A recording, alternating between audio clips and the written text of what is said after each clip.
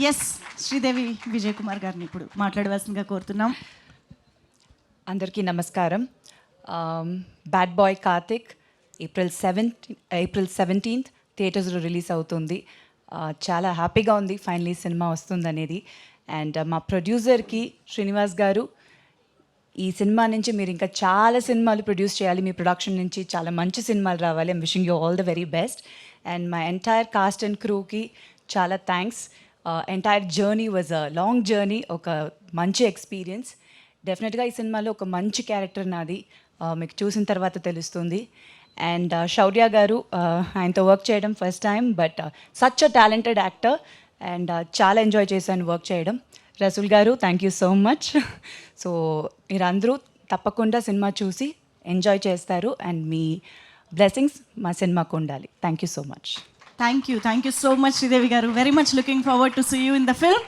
Shri Vaishnavi films banner మీద శౌర్య గారితోటి ఒక మంచి సినిమా తీసాము.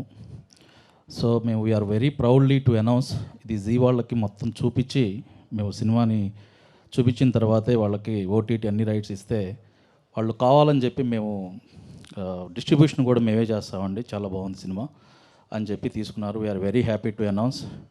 అండ్ ఖచ్చితంగా ఇదైతే ఎవరిని డిసప్పాయింట్ చేయదు. అదేవిధంగా కొనుక్కున్న అందరికీ, డిస్ట్రిబ్యూటర్స్కి కానీ ఎగ్జిబిటర్స్కి కానీ everybody will be very happy.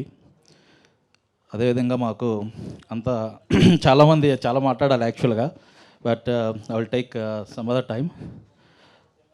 మాకు అన్ని రకాలుగా కోఆపరేట్ చేశారు అందరూ కూడా. So I'm very happy. Shaurya గారు, మాది ఫస్ట్ ప్రొడక్షను, తెలిసి తెలియక మా వల్ల కొన్ని తప్పులు జరిగినాయి. We are very very sorry about it.